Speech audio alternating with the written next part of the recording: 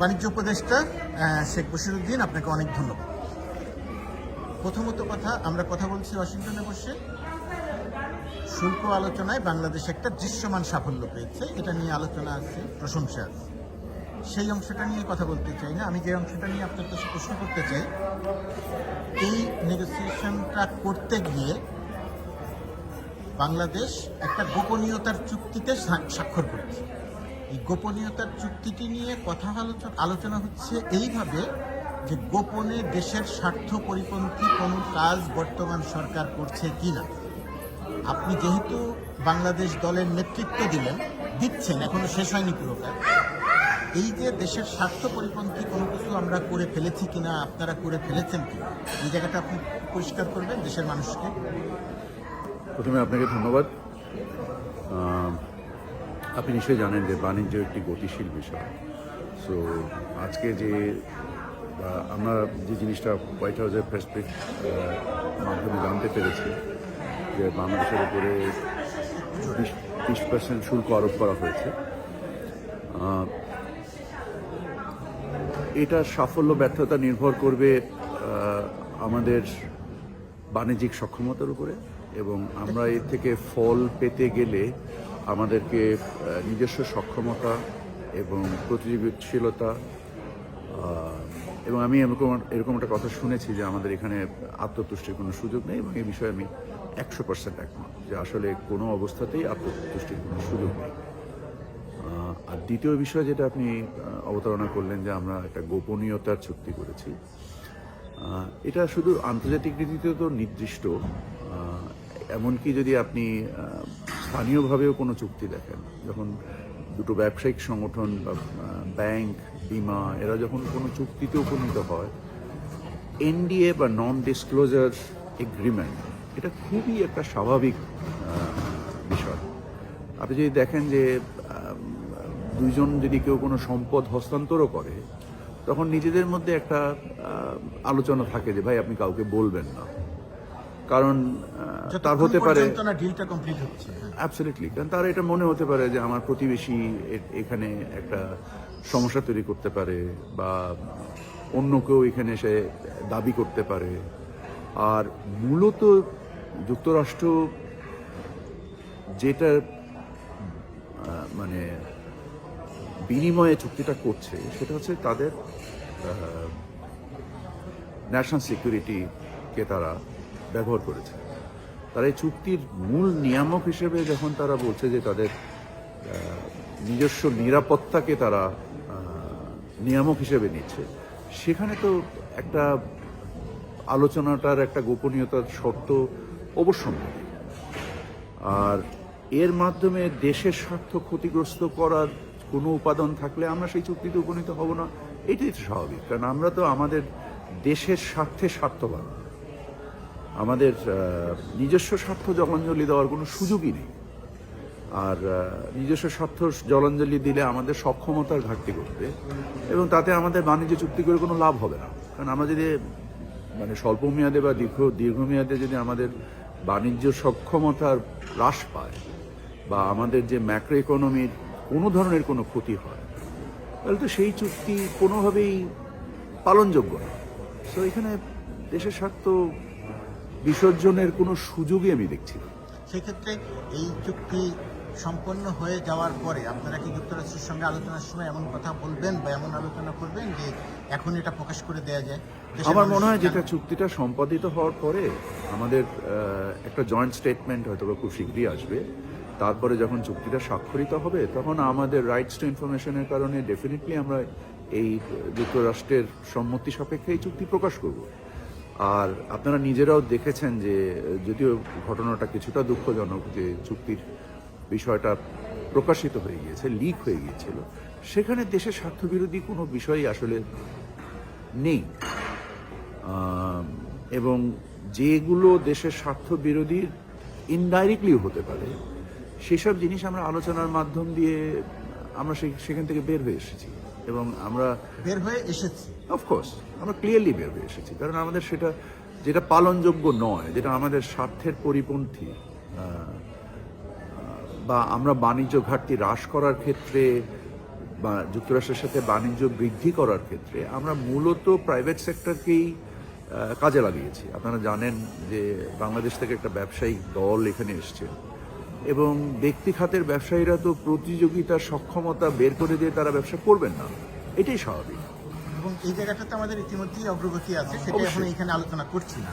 আমি যে জায়গাটাতে আপনার দিয়ে শেষ করি সেটা হচ্ছে 25টা বোয়িং কেনার বিনিময়ে আমরা শুল্কটা কমাতে সক্ষম হলাম এবং এই 25টা বোয়িং কেনার কারণে আমাদের অর্থনীতির উপরে অনেক বড় চাপ পড়বে, এটা আমাদের অর্থনীতি ক্ষতিগ্রস্ত হবে, বোয়িং কেনার কোনো দরকার ছিল না, ইত্যাদি ইত্যাদি আলোচনা আছে। আপনারা যেহেতু এই মন্ত্রণালয়টিও আপনারই, সেক্ষেত্রে আমার মনে হয় খুব প্রাসঙ্গিকভাবে এখানে কিছু বলার আছে।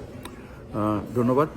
বিষয়টা হচ্ছে যে দেখেন, আমাদের বাণিজ্য আলোচনায় বা নেগোসিয়েশনের সময় আমার কাছে মনে হয়নি যে যুক্তরাষ্ট্র 25টা বোয়িংয়ের ব্যাপারটাকে গুরুত্বের সাথে নিয়েছে। একবারের জন্য তার আলোচনার মধ্যে আনেনি, একবারে আলোচনার জন্য আনেনি, কারণ এটা হচ্ছে ওয়ান অফ। আর এই ওয়ান অফ আপনি যদি দেখেন যে বোয়িং গত বছর আমার জানা মতে মাত্র 12টা প্লেন বানিয়েছে। সেখানে এই চুক্তি অনুযায়ী তারা প্রথম বিমান সরবরাহ হয়তো করতে পারবে 37 সালে। তো এই চুক্তির অন্যরা অনেকগুলো করে অর্ডার দিয়েছে অলরেডি, যে অর্ডার তাদের কাছে আসে, অর্ডার দেওয়া ছাড়াও যে অর্ডার তাদের কাছে আসে, তাদের এই সক্ষমতা নাই, এক নম্বর। এবং যুক্তরাষ্ট্র এই ক্ষেত্রে যে ততটা আগ্রহী ছিল তা না, বরং তাদের আগ্রহটা ছিল যে আপনারা হয়তো জানেন যে বাংলাদেশ প্রায় 15 থেকে 20 বিলিয়ন ডলারের খাদ্যপণ্য বহির্বিশ্ব থেকে আমদানি করে এবং যুক্তরাষ্ট্র কৃষিপণ্যের একটা অন্যতম বৃহৎ দেশ। এবং আমরা যদি প্রতিযোগিতার মূলক মূল্যে আমাদের কৃষিপণ্যের সংস্থান করতে পারি, তাহলে আমাদের ভোক্তাদের আমরা যৌক্তিক মূল্যে পণ্য দিতে পারবো, বাজার স্থিতিশীলতার ক্ষেত্রে এটা সহায়ক ভূমিকা পালন করবে এবং আমাদের মানে দ্বিপাক্ষিক বাণিজ্যেরও প্রসার ঘটবে। সো মূলত মানে জ্বালানি পণ্য এবং কৃষি পণ্য এর উপরে নির্ভর করে আমরা চেষ্টা করেছি যে বাণিজ্য ঘাটতি কমিয়ে আনতে। এখানে বোয়িং আমাদেরকে এমনিতেই আমদানি করতে হয়, অ্যাবসলিউটলি, এটা আমাদেরকে আমদানি করতে হয়। আমরা যুক্তরাষ্ট্র থেকে সার্বিকভাবে গত বছর $2 বিলিয়ন কিছু বেশি আমদানি করেছি। সেখানে আমরা খাদ্যপণ্য বৈশ্বিক বাজার থেকে প্রায় $20 বিলিয়ন আমদানি করি। তো আমাদের ঘাটতি $6 বিলিয়ন। $6 বিলিয়ন। তা আমরা যদি এখান থেকে $2 বিলিয়ন আমদানি বৃদ্ধি করতে পারি, সেটা তুলো হোক যেটা আমাদের গার্মেন্টস বানাতে লাগে, এবং সয়াবিন হোক বা ভুট্টা হোক বা গম হোক, এই পণ্যগুলো দিয়ে আমাদের বাণিজ্য ঘাটতি মানে হ্রাস করার ক্ষেত্রে একটা তাৎপর্যপূর্ণ ভূমিকা রাখবে। এখানে বোয়িং প্লেন খুব ইম্পর্টেন্ট না, কারণ বোয়িং প্লেন তো আপনি প্রতিদিন কিনেন না, কিন্তু সয়াবিন আপনাকে প্রতিদিন কিনতে। কিন্তু বোয়িংকে আমাদের কেনা আসলে দরকার ছিল, এই অর্ডারটা তাহলে আমরা দিলাম কেন, দরকার ছিল? দেখেন, এটা একটা বড় আলোচনা। প্রথম কথা হচ্ছে যে হ্যাঁ, আমাদের বিমানের যে পরিচালন সক্ষমতা এবং এর যে ব্যবসায়িক অবস্থা, এই পরিস্থিতিতে আমাদের এবং আমাদের যে জনসংখ্যা, আমাদের গত বছর প্রায় 1,20,00,000 যাত্রী আমাদের বিমানে আমাদের এয়ারপোর্ট দিয়ে যাতায়াত করেছে। তার মধ্যে বিমান সম্ভবত 1,20,000 যাত্রী ক্যারি করেছে। তার মানে হচ্ছে প্রায় 1,000,000 যাত্রীর একটা মার্কেট আমাদের রয়ে গিয়েছে। কিন্তু আমরা নিজেদের মানে প্রতিযোগী সক্ষমতা উপযুক্ত না থাকার কারণে আমরা এখানে বৃদ্ধি করতে পারছি না। সো অতএব 25টা বিমান ওই বিবেচনায় কিছুই না, আমাদের এর থেকে আরো অনেক বেশি কিছু দরকার। বাট এটা কেনার আগে আমাদেরকে এটা চিন্তা করতে হবে যে এই আমাদের পরিচালন সক্ষমতা বৃদ্ধি না করে শুধু যদি আপনি মূলধনী যন্ত্রপাতি কিনে আপনার ব্যয় বৃদ্ধি করেন, তাহলে আপনার এটার কোনো উপকারে আসবে না। আমরা কি সেটা করছি? পরিচালন নিশ্চিতভাবেই করছি। আমরা যেহেতু এই মন্ত্রণালয়ের দায়িত্বে আমিও আছি, আমি নিজে ব্যক্তিগতভাবে এই বাণিজ্য মন্ত্রণালয়ের বিভিন্ন কাজে, আমাদের ট্রান্সশিপমেন্ট ক্যান্সেল হলো, আমাদের বিভিন্ন ধরনের বর্ডারে আমাদের শিপমেন্টের যে সব জিনিস ব্যাহত হলো, প্লাস ট্রাম্প ট্যারিফ নিয়ে যে ঘটনাগুলো ঘটলো, এর কারণে আমি খুব উপযুক্তভাবে একটুখানি ঘাটতি ঘটেছে ওখানে আমার, বাট এর মানে এই না যে আমরা আমাদের সচিব মহোদয় যিনি আছেন ওনার সাথে আমার সার্বিকভাবে যোগাযোগ রয়েছে এবং আমরা সক্ষমতা বৃদ্ধি করার ক্ষেত্রে আমাদের কিছু আইনের পরিবর্তন আনছি, কিছু বিধির পরিবর্তন আনছি, মৌলিকভাবে টিকিট বাজারের যে নৈরাজ্য রয়েছে সেটাকে রহিত করার জন্য আমরা বেশ কিছু পদক্ষেপ নিতে যাচ্ছি। আশা করছি আগামী 4 থেকে 6 সপ্তাহের ভিতরে আমাদের এখানে নৈরাজ্যমূলক যে কর্মকাণ্ডগুলো হতো টিকিট সংক্রান্ত এবং বিমান ভাড়া সংক্রান্ত, এটার ব্যাপারে একটা একেবারে শেষে এবং সংক্ষেপে জানতে চাই, তার মানে অন্তর্বর্তীকালীন সরকারে আপনারা হয়তো আর 8 মাস, 10 মাস, 7 মাস, 6 মাস একটা সময় পর্যন্ত আছে। এই শেষ যখন আপনি চলে যাবেন, যখন আপনি এই মন্ত্রণালয়ের দায়িত্ব থাকবেন না, এই সরকার চলে যাবে, তখন কি আপনি মোটামুটিভাবে, আমি বিমানের কথা বিশেষ করে বলছি, এই মন্ত্রণালয়টিকে মোটামুটি একটা স্বচ্ছ জায়গায় রেখে যেতে পারবেন? সেটার জন্যই তো কাজ করছি আমরা দিনান্ত যে পরিশ্রমটা আমি এবং আমার আপনি আশাবাদী কি? ইনশাল্লাহ আমি যথেষ্টভাবেই আশাবাদী।